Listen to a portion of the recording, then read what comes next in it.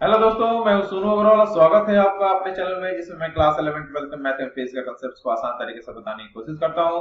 दोस्तों, स्वागत है आपका पार्ट 2 में, जो कि फंक्शंस एंड देयर ग्राफ्स से रिलेटेड है। और फर्स्ट पार्ट में हम लोगों ने constant function, linear function, quadratic function, cubic function and modulus function कर लिया था और उसके बारे में हम लोगों ने जानकारी हासिल की थी। इस वीडियो में हम लोग उसको आगे बढ़ाएंगे। और आगे बढ़ाने से दोस्तों आपसे रिक्वेस्ट, अगर आपने सब्सक्राइब कर रखा है मेरे चैनल को तो धन्यवाद, और अगर नहीं किया है जरूर करें और अपने फ्रेंड्स में रेफर करें। दोस्तों शुरू करते हैं। तो सिक्स्थ है दोस्तों सिग्नम फंक्शन। ये भी बिल्कुल नया है दोस्तों आपके लिए। इसको हम लोग रिप्रेजेंट करते हैं दोस्तों y equal to S G N of x. इसको इस तरह से लिखते हैं, या आप जानते हो y को हम लोग एफ एक्स भी, f x equal to S G N x. ठीक है, एस जी एन मतलब सिग्नम, सिग्नम का शॉर्ट फॉर्म है। और इसका वैल्यू, जैसे कि मॉडुलस फंक्शन में हम लोगों ने देखा था कि उसको तोड़ना पड़ता है ना। उसको समझने के लिए उसको तोड़ना पड़ता है कि नॉर्मल में हमने लाना है ना, क्योंकि कांस्टेंट, लीनियर, क्वाड्रेटिक, क्यूबिक, ये सब तो डायरेक्ट हम लोग एक्स का वैल्यू क्या होगा, वाई का वैल्यू क्या होगा, ऐसे डालकर हम लोग निकाल लेते थे। तो मॉडुलस को पहले हम लोग उसके फॉर्म में तोड़े और उसको फिर हम लोग समझ लिए। उसी तरीके से सिग्नम फंक्शन को भी हम लोगों को इसका डेफिनेशन दिया हुआ है दोस्तों, कि सिग्नम फंक्शन है y equal to signum x। तो इसका तीन वैल्यू होता है दोस्तों सिर्फ पूरे x के लिए। Signum x y equal to -1 होगा। सिग्नम x को मतलब तोड़ रहे हैं, डिफाइन कर रहे हैं, जब x is less than 0। Equal to 0 होगा जब x is equal to 0, and equal to 1 होगा जब x इज ग्रेटर देन 0। ये तीन चीज होती है दोस्तों, कि y इक्वल टू -1 होगा जब x less than 0, y equal to 0 होगा जब x equal to 0, y equal to 1 होगा जब x is greater than 0।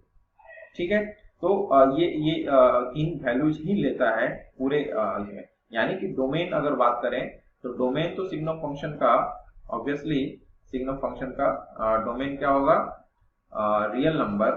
But जब हम रेंज की बात करें तो रेंज सिर्फ तीन ही वैल्यू होंगे दोस्तों। डोमेन रेंज आप शायद जानते होंगे, नहीं जानते होंगे तो मेरा नेक्स्ट वीडियो में आपको वो चीज मिल जाएगा डिस्क्रिप्शन, वो आप वीडियो जरूर देख लेना। ठीक है, तो डोमेन रेंज रियल नंबर होगा और रेंज होगा -1 0।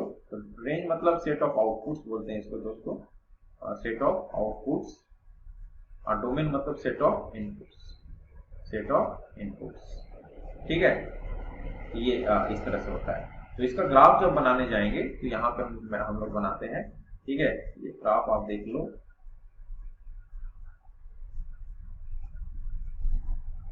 बहुत इंपॉर्टेंट ग्राफ है सिग्नम फंक्शन।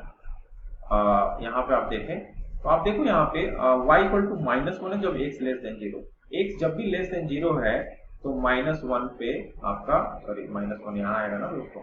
ठीक है, तो -1 के बराबर है, लेकिन जब लेस देन 0, इक्वल टू नहीं है यहाँ पे, इसलिए यहाँ पे क्या दोगे दोस्तों, ओपन सर्कल। ठीक है, और -1, y equal to y equal to constant is a line parallel to x axis. ये पहला कांस्टेंट फंक्शन जो हम लोग किए थे, वही line parallel to x axis. लेकिन कब, जब y x लेस देन 0 है। ठीक है, ये y, ये -1। ठीक, लेकिन जब x इक्वल टू 0 है, जब x 0 है, x 0 कहाँ पे, यहाँ पे, तो y भी 0 है। तो इस फंक्शन का मेन पार्ट ये डॉट सर्कल होगा, क्लोज सर्कल जिसको बोलते हैं, यहाँ पे होगा। ये ओपन सर्कल है दोस्तों, ये ध्यान रखेंगे, यहाँ पे क्लोज नहीं बना देंगे, ओपन रखेंगे। और x ग्रेटर देन 0 जब रहेगा तो ये 1 होता है। x greater than 0, x greater than 0 तो y 1। x ग्रेटर देन 0 मतलब 0 से बड़ा इस साइड, यानी y इक्वल टू 1 मतलब constant line parallel to x axis. तो दिस इज द ग्राफ। और यहाँ पे भी ओपन सर्कल होगा दोस्तों, ठीक है, क्योंकि बराबर नहीं है। ठीक है, तो y इक्वल टू 1। तो this is the graph of signum function. ठीक है, ये ध्यान रखेंगे, इस तरह से ये ग्राफ है। ठीक है, इस तरह का बन रहा है। क्लियर है, this is the graph of y equal to S G N x. इसको आपको डेफिनेशन याद रखना है। नेक्स्ट है दोस्तों last one, greatest integer function. ये भी एक अलग तरह का फंक्शन है दोस्तों, नाम से समझ में आ रहा है ग्रेटेस्ट इंटीजर। इसको रिप्रेजेंट करते हैं दोस्तों, सबसे पहले रिप्रेजेंटेशन समझा जाए। इसको बड़ा ब्रैकेट के अंदर x लिखते हैं, या इसको हम ऐसे लिखते हैं f(x) इक्वल टू बड़ा ब्रैकेट x के अंदर। एक्स ब्रैकेट के अंदर, ठीक है।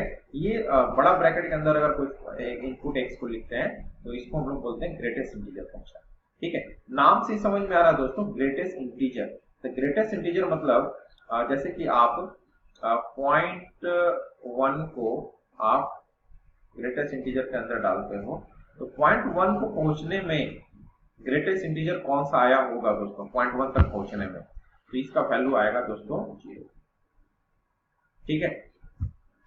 1.2 का ग्रेटेस्ट इंटीजर क्या होगा दोस्तों, 1.2 is a fractional number. Integer मतलब आप समझ रहे हो, इसमें बड़ा सबसे बड़ा इंटीजर कौन सा होगा 1।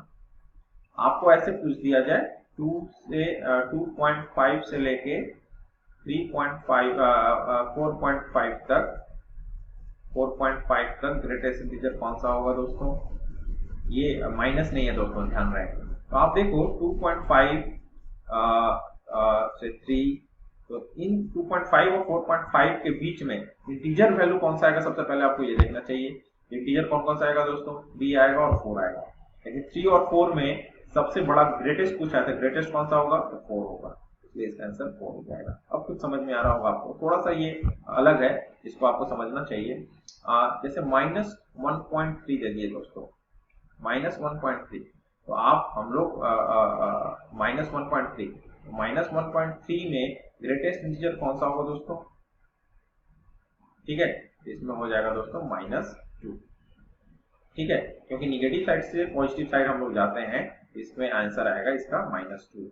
उसी तरह -2.5 का ग्रेटेस्ट इंटीजर क्या हो जाएगा दोस्तों, -3,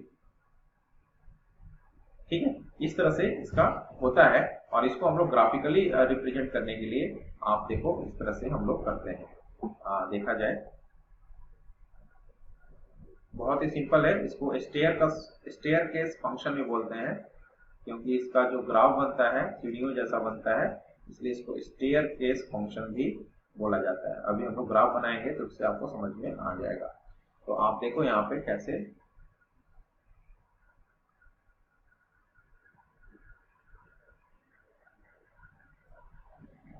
तो ये आप देखें, ये हम लोग यहाँ पे हम लोग ले रहे हैं। तो आप देखो यहाँ पे 1 2 3 1 2 3 -1 -2 -3, इसको थोड़ा अच्छे से समझने की जरूरत है। फिर -1 -2 इस तरह से, ठीक है। तो आप देखो 0 से 1 के बीच में 1 पहुंचे नहीं हम, और 0 से स्टार्ट करके 1 पहुंचे, और 1 से जस्ट पहले तक ग्रेटेस्ट इंटीजर हमेशा क्या होगा दोस्तों, 0। यहाँ पे ओपन सकता है, ठीक है। उसी तरह 1 से स्टार्ट करके 2 तक चले तो 1 आंसर आएगा, मीन्स कि आपको 1 से लेके 1.99 तक ग्रेटेस्ट इंटीजर क्या होगा दोस्तों, हमेशा 1 होगा। 2 थोड़े ना हो जाएगा, 2 तक तो आप पहुंचे ही नहीं है, ठीक है। उसी तरह 2 से लेके 3 तक, तो आपका 2 आंसर होगा हमेशा 3 छोड़कर, ठीक है। हमेशा आउटपुट क्या होगा, 2 होगा, इसलिए parallel to x axis. y equal to 2 आ जाएगा, इसमें y इक्वल टू 1 आ जाएगा, इसमें y इक्वल टू 0 आ जाएगा। उसी तरह से -1 से लेके 0 तक, -1 से लेके 0 तक यानी -0.8 आ जाएगा, तो इसका आंसर कितना आ जाएगा, -1, ठीक है। तो -1 आएगा तो -1 पे डॉट सर्कल, और ये ओपन सर्कल, ठीक है। यहाँ पे भी फिर यहाँ -2 में यहाँ डॉट और यहाँ ओपन, ठीक है। -2 आएगा, जैसे -1.3 में क्या आया था, -2। तो इस तरह से ये देखो आप सीढ़ी जैसा चढ़ रहे हो, ये स्टेयर केस फंक्शन बोलते हैं। ये ओपन सर्कल है, डॉट क्लोज सर्कल है, ये समझते हो आप। तो ये इस तरह से आपका ग्रेटेस्ट इंटीजर फंक्शन का ग्राफ बनता है, ठीक है। तो इसको आपको ध्यान में रखना है। इन सब के अलावा एक 8वां फंक्शन भी है दोस्तों, 1/x, जिसको रेसिप्रोकल फंक्शन भी बोलते हैं, ठीक है। रेसिप्रोकल फंक्शन, इसके बारे में आपको एनसीईआरटी में जिक्र है, तो इसको भी मैं बता दूं आपको, ठीक है। तो 8वां है रेसिप्रोकल, मतलब fxy इक्वल टू 1/x या fx इक्वल टू 1/x, ठीक है। इसके बारे में भी बताया गया आपको। तो आपको इसको डायरेक्ट हम लोग ड्रॉ कर लें। तो आप यहाँ देखो, इसको ड्रॉ करने के लिए बस डायरेक्ट टेबल बनाए हम लोग, जैसे एक्स और वाई कॉरेस्पॉन्डिंग वैल्यूज हम लोग लेंगे, ठीक है, एक्स और वाई, ठीक है। तो यहाँ पे देखिए एक्स 0 लोगे तो वाई इंफिनिटी चला जाएगा दोस्तों, यहाँ पे यही गड़बड़ है, 0 हम नहीं डाल सकते हैं, तो ये वैल्यू हम नहीं डाल सकते हैं। 1 डालेंगे तो 1 आएगा, 2 डालेंगे तो 0.5 हो जाएगा, और 5 डालेंगे तो 0.2 हो जाएगा, 1/5 कितना होता है 0.4, 1/5 10.2, ओके। 10 डालेंगे तो 0.1 हो जाएगा, तो ये कम होता चला जाता है। उसी तरह निगेटिव साइड में भी सेम रिस्पॉन्स देगा, x नेगेटिव तो y भी नेगेटिव आएगा दोस्तों। इसमें जो ग्राफ बनेगा दोस्तों, आप जब देखोगे इसमें जो ग्राफ बनता है वो कुछ इस तरह का रहता है, क्योंकि 0 पे डिफाइन नहीं होता है दोस्तों, ये 0 पे डिफाइन नहीं होगा।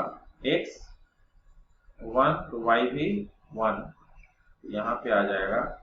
फिर जैसे ही x 2 होगा तो y कितना हो जाएगा 0.5, ठीक है। और x मतलब जितना फ्रैक्शन रहेगा वो उतना ऊपर रहेगा y का वैल्यू। ये कुछ इस तरह का आता है, जैसे जैसे x बढ़ेगा वैसे वैसे ये घटेगा, ये कुछ इस तरह का आता है दोस्तों, ठीक है। इस तरह का कर्व आएगा, ठीक है।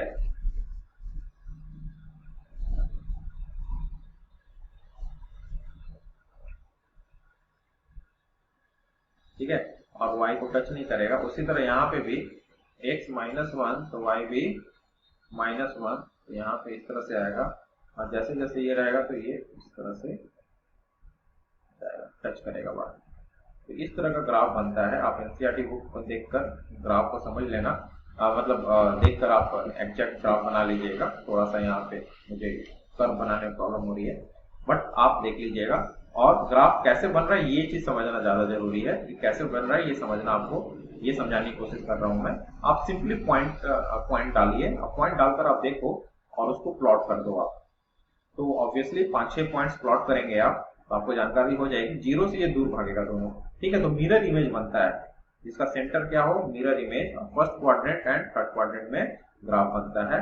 यानी कि ये दो ग्राफ अलग अलग बन रहा है, लेकिन ये दोनों ग्राफ मिलाकर y = 1/x को रिप्रेजेंट करते हैं। ये भी चीज आपको ध्यान में रखना है। ये थोड़ा सा अलग ग्राफ है, इसलिए इसको स्पेशली आपको अलग से पढ़ने की जरूरत बनी है, नहीं तो ऐसे बेसिक टाइप 7 टाइप्स हैं, और ये 8वां टाइप इंक्लूड इसीलिए किया गया है क्योंकि ये दोनों अलग अलग होते हुए भी एक होते हैं, ठीक है। 1/x बनाना है मतलब ये दोनों बनाना ही पड़ेगा आपको, ठीक है दोस्तों। तो इस तरह से फंक्शंस के सारे वेराइटीज और उसके ग्राफ हम लोगों ने पढ़ लिया है और आसानी से समझने की कोशिश की है। और अगर इसमें कुछ आपको नहीं समझ में आ रहा हो तो आप कमेंट सेक्शन में कमेंट कर आप मुझसे पूछ सकते हैं।